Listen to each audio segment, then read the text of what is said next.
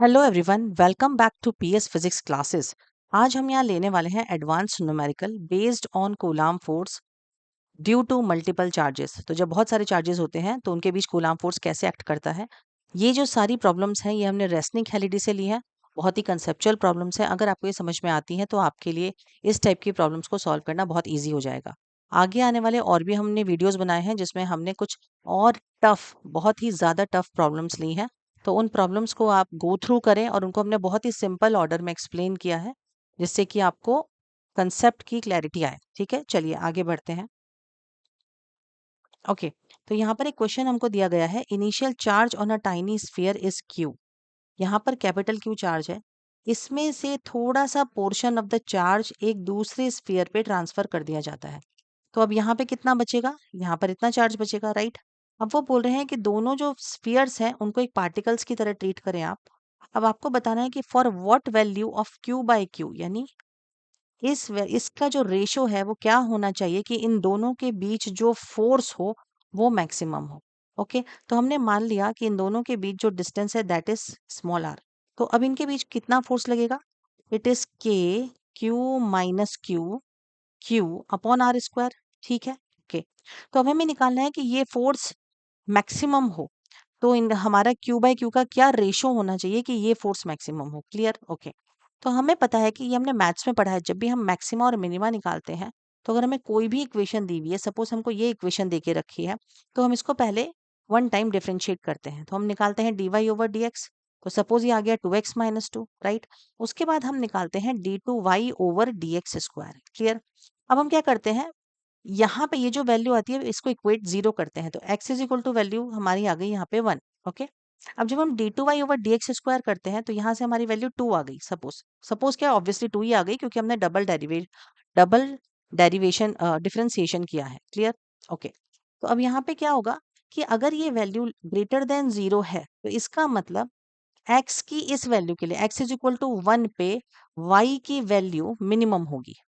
ठीक है, और अगर ये वैल्यू हमारी लेस देन जीरो आती तो x इज इक्वल टू 1 पे y की वैल्यू मैक्सिमम होती। क्लियर।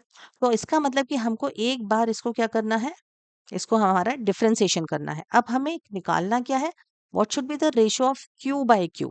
तो हमको डिफरेंशिएट किसके रिस्पेक्ट में करेंगे? With respect to small q, क्योंकि हमें निकालना है स्मॉल q की वैल्यू कितनी होनी चाहिए कि हमारा जो फोर्स है वो क्या हो जाए, मैक्सिमम। तो अब हम इसको क्या करेंगे, D F E by D Q is equal to K Q minus Q small q upon R square. Clear, okay. अब हम क्या करते हैं, इसको हम इसको यहाँ पे एक बार डिफरेंशिएट कर लेते हैं। और सॉरी, डिफरेंशिएट तो हमने कर लिया है, अभी आपको इसको सॉल्व करके दिखाते हैं। ठीक है, तो अब देखिए यहाँ पर क्या करेंगे, इसको जब हम सॉल्व करेंगे तो ये हमारी क्या आ जाएगा, K Q Q upon R square minus K Q square upon R square. अब हम इसको डिफरेंशिएशन कर रहे हैं विद रिस्पेक्ट टू क्यू। ठीक है, ओके। तो आप ये देखिए के क्यू बाय आर स्क्वायर, ये जो कैपिटल क्यू है ये तो हमारी कांस्टेंट टर्म हो गई। तो यहाँ पे क्या आ जाएगा, D Q by D Q minus, अब यहाँ पे भी के बाय आर स्क्वायर हम बाहर ले लेंगे तो ये क्या हो जाएगा, D Q square by D Q. Clear हो गई बात, ओके। तो इसका डिफ्रेंसिएशन क्या हो जाएगा, दैट इज 1। तो हमारी वैल्यू आ गई K Q by R square minus इसका क्या हो जाएगा, K by R square two Q. अब इस टर्म को हमें क्या करना पड़ेगा, D F E by D Q को we will keep it equal to zero. Clear. तो ये के बाय आर स्क्वायर उधर जाके जीरो हो जाएगा तो क्या आ गया, Q minus two Q is equal to zero. तो Q is equal to Q by, तो जब हम क्यू की वैल्यू क्यू बाय टू रखेंगे तो इन दोनों के बीच जो हमारा फोर्स आएगा वो क्या आएगा, मिनिमम, ओ सॉरी मैक्सिमम। तो अब इन्होंने क्या बोला, आपको क्यू बाय क्यू की वैल्यू निकालनी है, तो हम आगे एक और स्टेप चले जाते हैं। So what should be Q by Q is equal to 1/2। I think this is clear to you. Clear, चलिए नेक्स्ट क्वेश्चन पे चलिए। तो अब यहाँ पर हम सेकंड प्रॉब्लम ले लेते हैं। यहाँ पे हमें दिया गया है टू इक्वली चार्ज्ड पार्टिकल्स।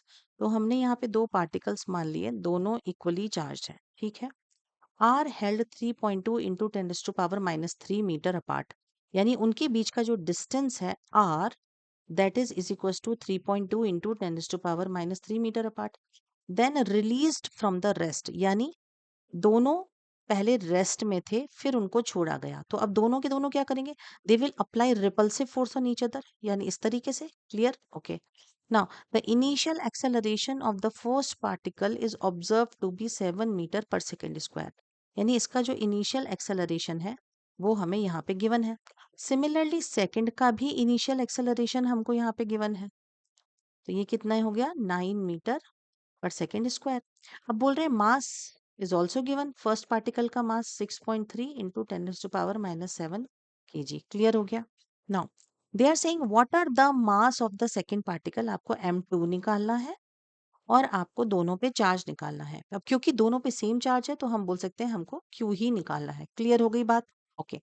अब ध्यान से समझो, अगर यहाँ पे कोई भी एक्सेलरेशन की या स्पीड की या वेलोसिटी की बात नहीं होती तो हम डायरेक्टली क्या बोल देते कि इन दोनों के बीच जो फोर्स लग रहा है वो क्या है, इट इज k⁻r²। क्लियर? तो अब अगर ये फोर्स लग रहा है तो इसके कारण ये एक दूसरे से दूर जाने लगेंगे।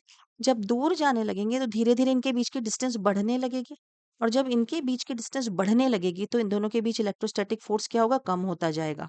तो जब फोर्स कम होता जाएगा तो धीरे धीरे धीरे धीरे इनका एक्सेलरेशन भी कम होता जाएगा। यानी अगर मैं बात करूं इनिशियल पोजीशन ए और बी, तो अगर पहले चार्ज यहाँ थे तो जैसे जैसे ये दूर जाएंगे इनका एक्सेलरेशन भी एक दूसरे से कम होता जाएगा, मतलब दोनों का रिड्यूस होता जाएगा। क्यों? क्योंकि दोनों के बीच का फोर्स कम होता जाएगा। ओके, तो इसीलिए इन्होंने यहाँ पर एक वर्ड दिया है इनिशियल एक्सेलरेशन। पहले इस पॉइंट को समझना जरूरी है कि एक्सेलरेशन थ्रू आउट कॉन्स्टेंट नहीं रहता है।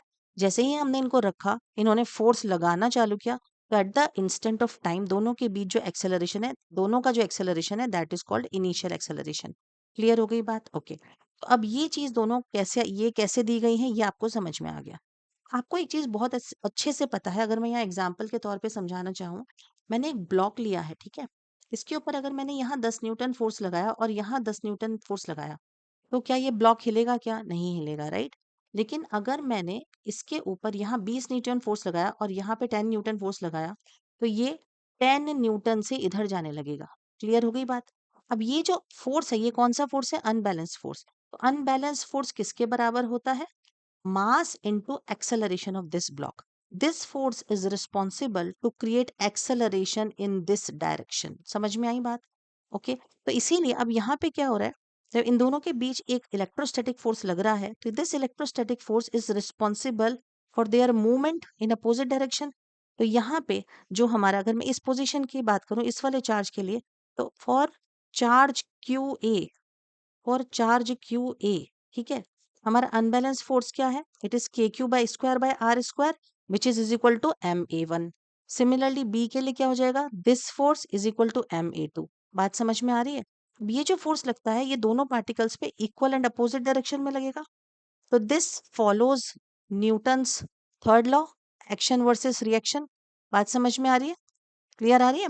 तो अब यहाँ पे हमारा क्या हो जाएगा, this force is equal to m1a1 and this force is also equal to m2a2। बात समझ में आ रही है?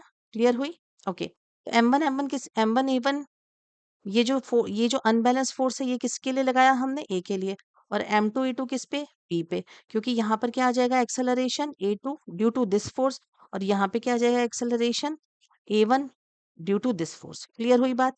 बट ये दोनों फोर्सेस एक दूसरे के क्या है, इक्वल एंड अपोजिट। अब हमें क्या क्या पता है इसके अंदर, देखो हमें a1 a2 पता है, ठीक है, हमको m1 पता है, तो क्या हम इससे m2 निकाल सकते हैं, डेफिनेटली निकाल सकते हैं। तो हम यहाँ पर क्या करेंगे, हम निकालेंगे m2 is equal to m1a1/a2। तो यहाँ पर आप वैल्यूज पुट करेंगे, ठीक है, तो जब आप वैल्यूज पुट करेंगे तो आपका आंसर यहाँ पर निकल के आता है, it is 4.9 into 10⁻⁻7 kg। I hope this is clear to you. समझ में आ गया अच्छे से? तो हमारा ये फर्स्ट कंसेप्ट क्लियर हो गया। नाउ अब सेकंड की बात करते हैं, what is the magnitude of the charge of each particle. अब ध्यान से देखिए बेटा, हमने बोला ये जो फोर्स है ये फोर्स ही रिस्पॉन्सिबल है इन दोनों को रिपेल करने के लिए, ठीक है, तो इसके ऊपर भी ये लग रहा है, इसके ऊपर भी ये लग रहा है, इक्वल एंड अपोजिट। तो ये फोर्स किसके बराबर है, m1a1 के, और यही फोर्स किसके बराबर है, m2a2 के। क्लियर हो गई बात? तो आप क्या कर सकते हैं, किसी भी एक के बराबर इसको रख दीजिए और हम क्यू की वैल्यू निकाल सकते हैं। तो suppose what I do, I equate m1a1 is equal to k⁻² r²। अब आपको इसमें क्या क्या पता है, ध्यान दो, आपको M1 पता है, आपको A1 पता है, आपको K पता है। K की वैल्यू क्या होती है? 9 इंटू 10⁻9। ठीक है। आपको R पता है दोनों के बीच का, ये डिस्टेंस हमको दे रखा है, तो क्या हम इससे Q निकाल सकते हैं? बिल्कुल निकाल सकते हैं। तो अब इससे हमारी Q की वैल्यू क्या आएगी? देखिए, ध्यान दीजिए यहाँ पे, यहाँ से हमारी Q की वैल्यू निकल के आती है, it is equal to 7.1 into 10⁻11 coulomb. I hope this is clear to you. एक बार फिर से इसको ध्यान से समझें, और कोई डाउट है तो कमेंट सेक्शन में पूछें। क्लियर? अब यहाँ पे एक बहुत ही अच्छी थर्ड प्रॉब्लम इरोडोव ने दी है। अगर आपको ये कंटेंट अच्छा लगता है तो आप प्लीज इसको सब्सक्राइब करें, शेयर करें और लाइक करें। ठीक है, चलिए तो इस प्रॉब्लम को देख लेते हैं। यहाँ पे दिया है two particles are fixed on an X axis. तो let's make X and Y axis first. This is plus X, this is minus X, plus Y and minus Y. Okay, two particles are fixed on an x-axis. Particle 1 of charge 40 microcoulomb is located at x is equals to -2. तो ये हो गया हमारा -2 0। ठीक है। Now इस पर कौन सा है हमारा? हमने इसको नाम दे दिया है, it is Q1। Now particle 2 of charge capital Q is located at x is equal to 3 centimetre. तो ये है हमारा 3 सेंटीमीटर पे। ओके, ठीक है, इसका नाम हो गया capital Q which is given over here. Now Q1 की वैल्यू दे रखी है तो हम यहाँ पे लिख देते हैं Q1 इज 40 माइक्रोकूलम, और Q की वैल्यू हमको नहीं दी है। Now particle 3 of charge magnitude 20 microcoulomb is released from rest on the Y axis at y is equal to 2 centimetre. तो ये क्या हो गया? It is 0 2, right. और इसकी वैल्यू हमने दे दी Q3। So Q3 is also given बेटा। Q3 हमको दे रखा है यहाँ पे 20 माइक्रोकूलम। ठीक है। Now what is the value of capital Q if the initial acceleration of the particle 3 is in the positive direction of the x-axis। तो हमको क्या बोल रहे हैं यहाँ पे? हमको दो केसेस दिए गए हैं। उन्होंने बोला कि इसकी वैल्यू क्या होनी चाहिए कि अल्टीमेटली जब Q3 के ऊपर नेट फोर्स लगे तो उसकी वजह से ये Q3 चार्ज x डायरेक्शन में मूव करे। बात समझ में आई? देखो, हमारा ये Q1 जो है ये इसके ऊपर एक फोर्स लगाएगा और ये इसके ऊपर एक फोर्स लगाएगा। तो वो बोल रहे हैं कि अगर ये Q3 x में मूव कर रहा है तो कैपिटल Q कितना होना चाहिए? अब आप खुद सोचो कि ये Q1 तो पॉजिटिव है, इट इज गिवन, तो ये Q3 के ऊपर कैसा फोर्स लगाएगा? Repulsive force. क्लियर हो गई बात? ओके, इसको हमने फिलहाल नाम दे दिया F1। अब अगर हम चाह रहे हैं कि नेट फोर्स x में होना चाहिए तो ये कैपिटल Q से जो Q3 पे फोर्स लग रहा है उसकी डायरेक्शन क्या होनी चाहिए? Somewhere here. ये चीज क्लियर हो गई? ओके, ठीक है। अब ध्यान देंगे कि अगर हमें ये फोर्सेस लगाने हैं तो इनका जो y कंपोनेंट आएगा, इसका देखो, अगर मैंने इसको नाम दिया, इसको मैं पहले यहाँ से मिला देती हूँ तो आपको बहुत इजीली समझ में आएगा। ठीक है, ओके। तो हमें चाहिए इस डायरेक्शन में मूव करे तो हमारा नेट फोर्स इधर आना चाहिए, एफ नेट। ओके, ठीक है। तो यहाँ पे आने के लिए इसके जो y कंपोनेंट है वो एक दूसरे को कैंसिल करने चाहिए। अगर मैंने इसको θ1 लिया तो ये क्या हो जाएगा? It is θ1। Clear, right. और ये अगर मैंने इसको θ2 लिया, ठीक है, तो हमारा ये θ2 है। तो अगर हम इसको यहाँ से यहाँ मिलाएं तो ये कितना होगा? θ2। या इसको अदर वे राउंड समझ लो, ज्यादा इजी रहेगा आपको समझने के लिए। देखिए, ये है, ये हमारा इस तरीके से फोर्स लगना चाहिए। ठीक है, तो अगर मुझे यहाँ पे ये चाहिए कि ये फोर्स इससे एक्स डायरेक्शन में जो नेट फोर्स है उससे कितने एंगल पे है, तो मैंने मान लिया कि ये θ2 है। तो अब ये देखो, ये क्या हो गया? दिस इज ऑल्टरनेट एंगल, तो ये θ2 है तो ये θ2। क्लियर? अब हमें यहाँ पे क्या क्या देके रखा है? ये हो गया, it is -2, it is 3 and this is 2। Okay, ये हमारा हो गया 2। क्लियर हो गई बात? तो इस डायरेक्शन को और बेहतर तरीके से समझने के लिए मैं इस Q3 को ना यहाँ बना देती हूँ। ओके, थोड़ा सा और बेटर तरीके से लिख लेते हैं इसको। ये हो गया मेरा थर्ड पॉइंट। ओके, ये हो गया मेरा फर्स्ट Q1, और ये हो गया मेरा सेकंड विच इज Q2। तो this is Q, this is Q1, this is Q3। अब इन्होंने क्या बोला है? ये कैसे जाना चाहिए? ये ऐसे जाना चाहिए। क्लियर हो गई बात? ओके, तो जब ये ऐसे जाना चाहिए, यानी कि मेरा ये जो Q1 है ये इसके ऊपर फोर्स लगा रहा है वो ऐसे लगना चाहिए, और ये जो Q है वो हमारा ऐसे लगना चाहिए। क्लियर हो गई बात? ठीक है, ओके। तो अब इस ये तब लगेगा जब मेरे इसके y कंपोनेंट, यानी इसका जो कंपोनेंट इधर आ रहा है वो इस कंपोनेंट को कैंसिल कर दे। तो वो कैसे पॉसिबल है? अभी हमने क्या लिया? सपोज दिस इज θ1, तो मेरा ये कितना हो गया? This is also θ1। क्लियर? तो ये y एक्सिस के साथ इसका एंगल क्या आ जाएगा? 90 माइनस θ1। इसको हमने F1 नाम दे दिया, इसको हमने F2 नाम दे दिया। And if it is theta 2, तो ये और ये ऑल्टरनेट एंगल है, so this is also theta 2। Clear? We just write down the values, this is 3, this is 2, okay, and ये कितना है, दिस इज ऑल्सो 2। क्लियर? अब पहले हम ये निकाल लेते हैं कि हमारा ये थीटा कितना है, दिस इज थीटा 1, ओके, क्योंकि मुझे बेसिकली ये वाला एंगल चाहिए। तो ये थीटा 1 कितना है, ये कैसे निकलेगा, तो हम देख लेते हैं। देखो, टेन थीटा 1 क्या हो जाएगा, perpendicular by base, so this is 2/2 = 1, यानी थीटा 1 कितना हो गया, 45 डिग्री। अब आप एक चीज ध्यान दें, अगर ये थीटा 1 45 डिग्री यहाँ पर हमें ऑलरेडी मिल चुका है, अब हमें निकालना है थीटा 2। तो थीटा 2 कैसे निकालेंगे बेटा हम यहाँ पे, थीटा 2 निकालने के लिए हमें क्या चाहिए, ये हमें पता है दिस इज 2, ओके, और ये कितना है 3। तो can we write down here tan θ2 = 2/3। तो थीटा 2 क्या आ गया, इज इक्वल टू tan−1 2/3। बात समझ में आ गई? ठीक है, तो इसकी वैल्यू आ गई हमारी 33.7 डिग्री।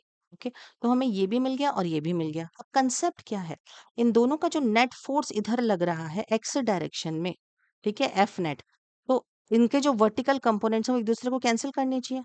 तो हम क्या लिख सकते हैं कि at charge Q, this is Q3, right, हाँ, at charge Q3 the vertical forces should be cancelled out. बात समझ में आ गई? ओके, तो हम इनको किस तरीके से लिख सकते हैं यहाँ पे, ये देखो, F1 sine θ1 should be equal to F2 sine θ2। ये बात समझ में आ गई? क्लियर हो गई बात? ओके, ठीक है, आगे चले। अब इसको ध्यान देंगे यहाँ पे। तो मैं फिलहाल के लिए यहाँ पे थोड़ा इरेज कर देती हूँ, तो थोड़ा फोकस करें कि यहाँ पे क्या बता रही हूँ मैं। Okay, clear? तो अब हमारा F1 कितना हो जाएगा, लिख लेते हैं, KQ1, इसकी वजह से इस पे फोर्स, तो KQ1 Q3 अपॉन, अब सपोज करो ये क्या है, this is my R1, and ये वाली जो डिस्टेंस है ये है R2। देखो, अभी मैंने R1 R2 क्यों लिखा है, क्योंकि ये अलग अलग भी हो सकती हैं। तो यहाँ पे क्योंकि ये 2 है, ये 2 है, तो मेरी R1 की वैल्यू क्या आ जाएगी, मैं यहाँ पे लिख के बताती हूँ, bye Pythagoras theorem. What is R1, 2 square plus 2 square, यानी दिस इज √8, 4 + 4, और R2 कितना हो जाएगा मेरा, it is equal to 3 square plus 2 square, I am sorry, yes, 3 square plus 2 square by Pythagoras theorem. तो दिस इज 9 + 4, यानी √13। Clear आ गई बात समझ में? हाँ, एक चीज और है जो यहाँ पे इंपॉर्टेंट है, ये हमारी सेंटीमीटर में है, तो हमको इसको कन्वर्ट करना पड़ेगा। तो हम अल्टीमेटली यहाँ पर लिख सकते हैं, वो कोई प्रॉब्लम है ही नहीं।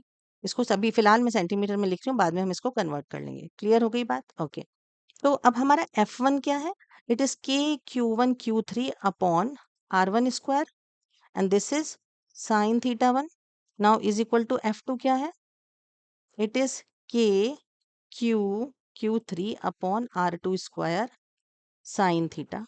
यहाँ तक बात समझ में आ गई? ठीक है, चलो अब मैं इसको इरेज कर रही हूँ और यहीं पे आगे कंटिन्यू करेंगे। ओके, तो देखिए आप, यहाँ पे क्या हो जाएगा, K से K कैंसिल आउट, Q3 से Q3 कैंसिल आउट, तो मेरा यहाँ पे क्या आ गई वैल्यू, it is Q1 upon R1 square sine θ1 is equal to capital Q upon R2 square sine θ2। बात समझ में आ गई? क्लियर? ओके, तो अब देखो यहाँ पे हमारा Q1 कितना दे रखा है, that is 40 microcoulomb, so this is 40 microcoulomb upon R1 square, यानी दिस इज 8 हो जाएगा ये। ओके, अब ये किस में है, ये सेंटीमीटर में है। ओके, तो इसको मीटर में कन्वर्ट करना पड़ेगा, तो हम क्या कर लिख सकते हैं इसको, √8 इंटू 10⁻⁻2 का होल स्क्वायर। क्लियर हो गई बात? ओके, नाउ साइन θ1 की वैल्यू कितनी निकाली अभी हमने, 45 डिग्री, यानी this is sine 45 is equal to, अब यहाँ पे क्या आ जाएगा, कैपिटल क्यू तो हमें पता ही नहीं है, वही हमें निकालना है। R2 कितना दिया, √13 इंटू 10⁻⁻2 का whole square. I just erase this part, ठीक है, ओके, और ये हमारा कितना आ जाएगा, साइन θ2 कितना आया था हमारा, θ2 इज इक्वल टू 33.7 डिग्री था। क्लियर हो गई बात? अब जब हम इस पूरी इक्वेशन को सॉल्व करेंगे तो हमें कैपिटल क्यू का मैग्नीट्यूड मिलेगा, विच इज 83 माइक्रोकूलम। बात समझ में आई? अभी जो 83 माइक्रोकूलम है, अब ध्यान से देखो, हम चाहते हैं कि फोर्स इधर लगे, और ये क्या है, Q3, it is positive charge, तो अगर फोर्स इधर लगना है तो capital Q must be negative. तो हमारी कैपिटल क्यू की वैल्यू क्या आ जाएगी एग्जैक्टली, अगर हम यहाँ पे लिखेंगे तो इट इज -83 माइक्रोकूलम। बात समझ में आ गई? समझ में आ गया पूरा क्वेश्चन? अगर नहीं समझ में आया तो इसको फिर से एक बार रिवाइंड करके देख लीजिए। ओके, तो अभी हम इसका नेक्स्ट पार्ट सॉल्व करेंगे। क्लियर? चलिए, तो अब हम इसके बी पार्ट को समझ लेते हैं। तो बी पार्ट में क्या बोला है कि हमारा जो क्यू है, सॉरी, जो पार्टिकल 3 है वो वाई एक्सिस में जा रहा है। तो वो वाई एक्सिस में कब जाएगा? अभी हमने रिसेंटली डायग्राम बनाया था, तो मैं आपको यहाँ शॉर्ट में बना के बताती हूँ। ये है हमारा -2 0, ये है 3 0, ठीक है, और ये है 0 2। क्लियर? और यही हमारा पार्टिकल Q3 है। This is Q1 and this is capital Q। Clear? Okay, जिसको हमने बोला है Q2। ओके, अब क्या बोल रहे हैं ये इस केस में कि जो पार्टिकल 3 है ये यहाँ जा रहा है। अब समझते हैं चलिए इसको। तो हमें ये Q1 और Q3 तो दे रखा है, दोनों पॉजिटिव हैं। तो ये Q1 इसके ऊपर कैसे फोर्स लगाएगा? इस डायरेक्शन में। बात समझ में आई? और जो कैपिटल Q है वो कैसे लगाना चाहिए कि ये उधर जाए? नेट फोर्स इधर हो, डेफिनेटली ये फोर्स कैसा होना चाहिए हमारा? In this direction. आ गई बात समझ में? तब हमारा नेट फोर्स यहाँ पर आएगा। अब नेट फोर्स इस डायरेक्शन में आए उसके लिए क्या जरूरी है कि जो इसके वाई डायरेक्शन में कंपोनेंट्स हैं, सॉरी, हाँ वाई डायरेक्शन में आए तो यानी जो हमारे इसके एक्स डायरेक्शन में कंपोनेंट्स होंगे वो इक्वल एंड अपोजिट होने चाहिए। क्लियर? ओके, तो अभी हमने ये लिया था θ1। अगर ये θ1 है तो हमारा ये भी क्या हो जाएगा? It is θ1। क्लियर हो गई बात? समझ में आ गई अच्छे से? सॉरी, ये वाला θ1 होगा तो हमारा ये क्या हो जाएगा? Okay, what happened to this? Right, ऐसे। ओके, सो दिस इज θ1, तो ये हमारा क्या हो जाएगा? इट इज 90 माइनस θ1, जैसे हमने पहले निकाला था। Do you remember? तो हमारा कितना आया था? It is 45 degree. ओके, अब अगर हमारा ये वाला जा रहा है, हमारा ये कितना था? It was θ2। ओके, ये कितना आया था हमारा θ2 बेटा? It is 33.7 degree. तो ये θ2 है तो ये भी क्या हो जाएगा? It is θ2। बात समझ में आ गई? अब हमें क्या करना है? हमें एक्स वाले कंपोनेंट्स कैंसिल करने हैं, क्योंकि नेट जो फोर्स है वो किधर लगना चाहिए? वाई डायरेक्शन में। तभी Q3 चार्ज कैसे जाएगा? Positive Y axis. तो हम वापस से वही करेंगे। ये Q1 जो है ये इसके ऊपर फोर्स लगा रहा है, सपोज इट इज F1। ठीक है, और ये जो कैपिटल Q है ये इसके ऊपर फोर्स लगा रहा है। ये कैसे लगा रहा है? It is F2। F1 की वैल्यू क्या आ जाएगी? K Q3 upon R1 square. This is R1, हमने अभी पहले ही निकाला है, एंड दिस इज R2। और F2 की वैल्यू क्या आ जाएगी? K Q3 Q upon R2 square. आ गई बात समझ में? क्लियर? अभी R1 की वैल्यू हमने अभी पहले क्या निकाली थी? फिर से बता देते हैं यहाँ पे कैसे निकाली थी हमने, ध्यान देंगे। So this is -2, this is 2। तो 2 स्क्वायर प्लस 2 स्क्वायर यानी this is square root 8 centimetre. और R2 की वैल्यू क्या आ जाएगी यहाँ से? This is 3 and this is 2, तो 9 प्लस 4 यानी रूट 13 सेंटीमीटर। आ गई बात समझ में अच्छे से? ठीक है, तो अब हमें क्या कैंसिल करने हैं? एक्स कंपोनेंट, तभी ये वाई में जाने वाला है। तो हम क्या लिख देंगे? F2 cos θ2 should be equal to F1 cos θ1। Clear हो गई बात? यानी the X component of forces should be cancelled.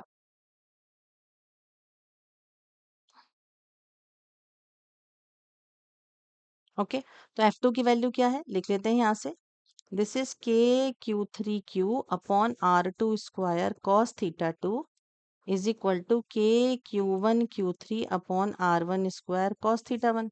Right, तो यहाँ से K से K गया, Q3 से Q3 गया, तो ये हो गया capital Q upon R2 square. कितना हो जाएगा? 13। अब ये सेंटीमीटर में है तो हम इसको क्या लिख सकते हैं? पहले हम इसी को इस तरीके से कन्वर्ट करके लिख लेते हैं, वो ज़्यादा भी ईजी रहेगा। नाउ cos θ2 की वैल्यू कितनी है? देखिए हमने यहाँ पे लिखी है, it is 33.7 degree. Clear? Now this should be equal to Q1 upon Q1 की वैल्यू हमें ऑलरेडी गिवन है। Now R1 square.